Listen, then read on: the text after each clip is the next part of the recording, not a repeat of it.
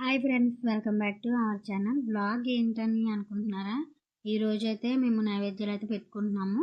అది వీడియో అన్నది small video shoot చేశాను. నచ్చితే మాత్రం లైక్ చేయండి, ఛానల్ని సబ్స్క్రైబ్ చేసుకోండి. కంపల్సరీ వీడియోకి ఒక కామెంట్ అయినా చేయండి. ఇప్పుడైతే వ్లాగ్ అయితే స్టార్ట్ అవుద్ది, చూడండి. ఏంటి చెట్టు చూపిస్తున్నాను అనుకుంటున్నారా?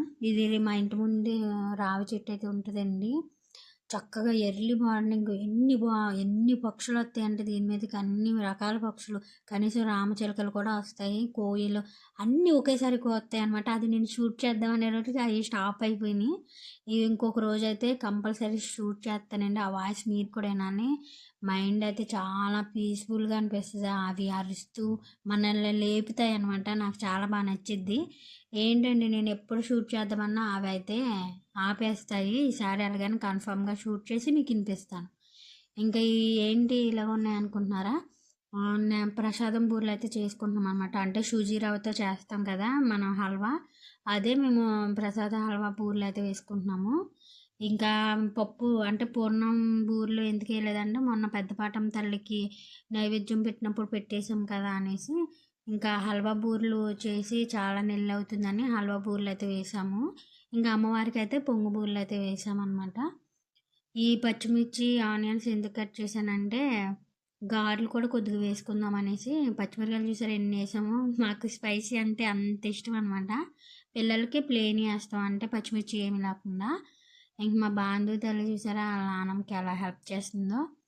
అంత ఇంట్రెస్ట్ అండి, ఇంటి పనులు ప్రతి ఒక్కటి నేర్చుకోవాలనుకుంటుంది. ఇది నేను ఎందుకు నేర్చుకోవాలని అనుకోదనమాట. మా అమ్మాయి అయితే ప్రతి పనిలో హెల్ప్ చేస్తుంది, ఆ పనిని నేర్చుకుంటుంది. తనకి చాలా ఇష్టం అనమాట.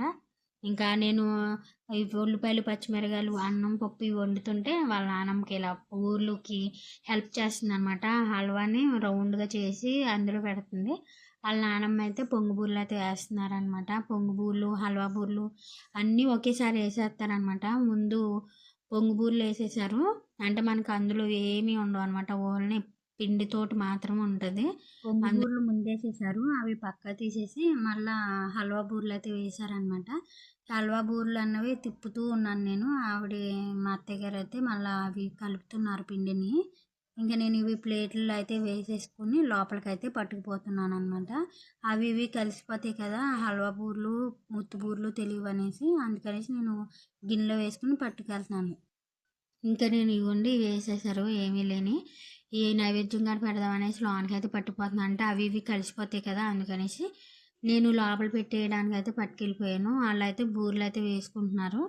ఇంకా ఈ లోపు నైవేద్యాలకి రెడీ చేయాలి కదా మరి, అందుకనేసి హాల్ మొత్తం ఒకసారి మాఫ్ పెట్టేసుకుంటున్నాను. అంటే మంచిగా నీట్గా ఉంచుకుంటే మంచిది కదా, మనం అమ్మవారికి నైవేద్యం పెడుతున్నాం కాబట్టి కంపల్సరీ ఇలాగా నేనైతే తడిగుడ్డ అయితే పెడతాను. తడిగుడ్డ పెట్టేసేసి నైవేద్యానికి మళ్ళా అమ్మవారికి పెట్టి ఆ ప్లేస్ని మళ్ళీ ఒకసారి మళ్ళీ క్లీన్ చేసుకుంటాను అనమాట. మనం పెట్టామంటే చాలా శుభ్రంగా ఉండి శుద్ధిగా చేయాలి, అమ్మవారికి పెట్టే కదా. ఇంక ఇక్కడ వచ్చేసి నేను నైవేద్యం మీదకి పప్పు అన్నం పెడతాం కాబట్టి పప్పు అయితే ఉడకబెడుతున్నాను. అన్నం అయితే వండేసాను, పప్పు కొద్దిగా మాత్రం వండుతున్నాను. ఎందుకంటే మనం నైవేద్యంలో చికెన్ కర్రీ చేసుకుంటాం కాబట్టి అందుకనేసి. అదిగోండి అన్నం కూడా ఆర్చేసాను, పప్పు ఉడికిపోయింది. ఇంక ఇది ఆరితే మా నైవేద్యాలకి రెడీ చేసుకుందామని వెయిట్ చేస్తున్నాను అనమాట. ఇదైతే లైట్గా ఆరుతుంది. ఇంకా నేను ఇక్కడ గోడకైతే పసుపు రాసి బొట్లు గట్టా పెట్టుకుంటున్నాను. మనకి నైవేద్యాలు అన్నవి ఇలాగే పెట్టుకుంటారనమాట. విలేజ్ స్టైల్లో అయితే ఈ విధంగానే ఉంటాయి. మరి సిటీస్లో గట్టా నైవేద్యాలు అనేవి ఇలాంటివి ఏమన్నా ఉంటాయా లేవన్నది నాకైతే తెలియదు. మాది విలేజ్ కాబట్టి విలేజెస్లో నైవేద్యాలు ఎలా పెడతారు అనేసి మీకు అయితే చూపిస్తున్నాను. చెప్పాను కదా తడిగొడ్డెట్టాను, మళ్ళీ అయినా ఇక్కడ ఒకసారి పసుపు వేసి వాటర్తో ఒకసారి ఇదంతా మళ్ళీ శుద్ధి చేసుకుంటున్నాను. ఎందుకంటే పెట్టేది దుర్గమ్మ తల్లికి అండి, చాలా శుభ్రంగా శుద్ధితో అంతా నీట్గా పెట్టుకోవాలి. ఇంకా నేను ఇక్కడైతే 4 మూలల ఇలా గీతలు అయితే వేసుకుని లోపల పద్మం ముగ్గు ఉంటుంది కదా, పద్మం ముగ్గు అయితే వేసుకుంటున్నాను. ఒంటిగా అయితే పెట్టకూడదండి, ఒంటిగా పెట్టకూడదు. అంటే అంటే ఒక్క ఆకు వేయకూడదు అనమాట, 2 ఆకులు కూడా వేయకూడదు. 3 ఆకులు అనమాట, 3 ఆకులు వేసి పెడతాము. సింగిల్గా అన్నది పెట్టకూడదంట, అందుకనేసి 3 ఆకులు తెప్పించి ఇలాగ మూడు ముగ్గులు అయితే వేసుకుని ఏ బొట్టు తినంగా ఆ బొట్టు తినంగా ఇలాగా ముగ్గు అయితే వేసుకోవాలన్నమాట. తర్వాత మనం వండిన ఉంటాయి కదా అన్నం, పప్పు, పూర్ణం బూరెలు అయితే పూర్ణం బూరెలు అవన్నీ కూడా వేసుకోవాలి. ఇప్పుడైతే అన్నం అయితే వేసేస్తున్నాను చూసారా. అన్నం పెట్టేసుకొని ఇప్పుడు దీని మీద మనం వండిన అన్ని ఆకుల్లో పెట్టేసుకోవాలి. ఏది కూడా మిస్ చేయకుండా అమ్మవారికి ఏమేమి పెట్టాలనుకుంటున్నారో అవన్నీ ఇందులో పెట్టుకోవచ్చు అనమాట. ఎవరు శక్తికొలది వాళ్ళు పెట్టుకుంటారు. అరటిపళ్ళని అన్ని రకాలు పెట్టుకుంటారు కొంతమంది. ఇలాగ అన్నం పెట్టేసి పూర్ణం బూరెలు పెడతారు, గారెలు పెడతారు, కొంతమంది పొంగు బూరెలు అన్నీ పెడతారనమాట. మేమైతే ఓన్లీ పొంగు బూరెలే పెట్టుకున్నాము. గారెలు అయితే వేయలేదు ఇంకా. సర్లే అనేసి వీటితో ఈ విధంగా అయితే నైవేద్యం అయితే పెట్టేసుకున్నాం. నైవేద్యం అయితే పెట్టేసుకున్నామండి.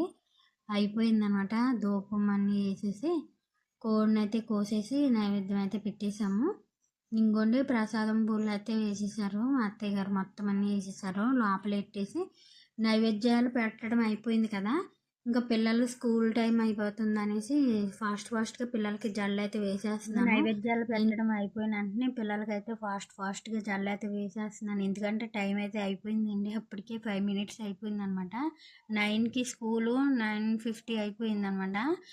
ఇంకా అందుకనేసి టైం చాలా అయిపోయింది అనేసి నేను పిల్లలకి ఫాస్ట్గా జల్లు వేసేసాను. జల్లు వేస్తూనే వీళ్ళు బూరెలు అయితే తినేస్తున్నారు. ఎందుకంటే టైం లేదు కాబట్టి స్కూల్లో లేట్ అవుతుందనేసి నేను వీళ్ళకి జల్లేస్తూనే బూరెలన్నీ వేసి ఇచ్చేసాను. తింటున్నారు. టైం అయిపోయిందని టెన్షన్లో అవి అవ్వుతలేదని వాళ్ళ డాడీకి కూడా తినిపించేస్తూ అది తినేస్తుంది. అటు తిరుగుతుంది ఇటు తిరుగుతూ టెన్షన్గా బూరెలు అయితే తింటుంది అనమాట. నిదానంగానే తినండి, తినే విషయం కాడ అనేసి నేను చెప్తున్నా అనుకున్నా.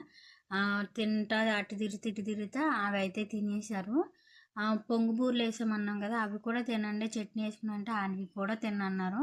ఇంకా బూరెలు అయితే తినేసి బ్యాగులు అయితే తగిలిచ్చేసుకుని వెళ్ళిపోయారు. నడుచుకుంటూ వెళ్ళేటప్పటికి టైం అయిపోతుంది అనేసి వాళ్ళ డాడీ ఉన్నారు కదా ఇంటికాడ అనేసి స్కూల్ కాడికి డ్రాప్ చేశారనమాట. ఈరోజు పెద్ద పాప అయితే ముందు వెళ్ళిపోయింది, చిన్న పాప పెత్తనాలు చేసుకుంటూ వెళ్తుంది అనమాట. ఇంకా మేము ఉల్లిపాయలు, పచ్చిమిరపకాయలు దట్టంగా దట్టించిన గారెలు ఉన్నాయి కదా, అవి అయితే ప్లేట్లో వేసి వీళ్ళిద్దరికైతే ఇచ్చాను. తింటూ మాట్లాడుకుంటున్నారు. నేను ఇంకా వంట అయితే స్టార్ట్ చేశాను. ఎందుకంటే పిల్లలు 12ంటికి వచ్చేస్తారు కదా, ఆ లోపు మనం వంట పని అంతా ఫినిష్ చేసేయాలి. గ్యాస్ మీదేమో పలావ్ చేస్తున్నాను, పొయ్యి మీదేమో చికెన్ కర్రీ మా అత్తయ్య గారు ఉండారనమాట. ఈరోజు నైవేద్యాలు పెడుతున్నాం కదా, నాటుకోడిని కోస్తాను అని అన్నారనేసి నాటుకోడిని అయితే కోసారు. అది గ్యాస్ మీద అయితే ఉడకదండి, అందుకే కట్టెల పొయ్యి మీద అయితే వండుతున్నాము. చాలా గట్టిగా ఉంటుంది అనమాట.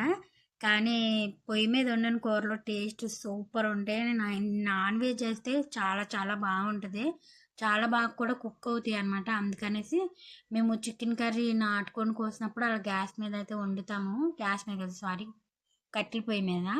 ఇంకా నేను గ్యాస్ మీద అయితే పలావ్ చేసేస్తున్నాను ఫాస్ట్గా. ఇది అయితే ఉడికిపోతుంది, దగ్గరికి అవుతుంది. ఇంకా 12 అవ్వగానే వంటలు అయితే అయిపోయినాయి. చూడండి పలావ్ ఎంత బాగుందో. వేడి అన్నంలో అలా నాటుకోడి కూర వేసుకొని తింటుంటే సూపర్ ఉంటుంది. ఇంకా గారెలు కూడా వేసుకున్నాం కదా, అందులో ఈ చికెన్ కర్రీ వేసుకుని ఒక పట్టు పట్టేసాంలేండి. ఇంకా కర్రీ చూడండి ఎంత బాగుందో కదా, మంచి గ్రేవీతో సూపర్ ఉందన్నమాట కర్రీ కూడా. నాటుకోడి ఇష్టం లేని వాళ్ళు ఎవరున్నారు చెప్పండి. టేస్ట్ అయితే సూపర్ ఉంటుంది, నాకైతే చాలా ఇష్టం. ఇంకా కొద్దిగా చికెన్ ఉంటే దాన్ని అయితే ఫ్రై చేసుకుంటున్నాను. మనకి పలావ్లో పక్కన తినొచ్చు కూడా, బాగుంటుంది కదా అనేసి నేను ఫ్రై చేసేసాను. ఈలోపు స్కూల్ నుంచి పిల్లలు కూడా వచ్చేసారు. వాళ్ళకి చక్కగా భోజనం పెట్టాను అనమాట. వాళ్ళైతే తింటూ ఉన్నారు. ఇంకా మా అమ్మ మా నాన్న వాళ్ళు కూడా వచ్చారండి. వాళ్ళతో టైం స్పెండ్ చేస్తూ ఈరోజు అయితే ఇలా గడిచిపోయింది. ఈ వ్లాగ్ నచ్చితే లైక్ చేయండి, ఛానల్ని సబ్స్క్రైబ్ చేయండి.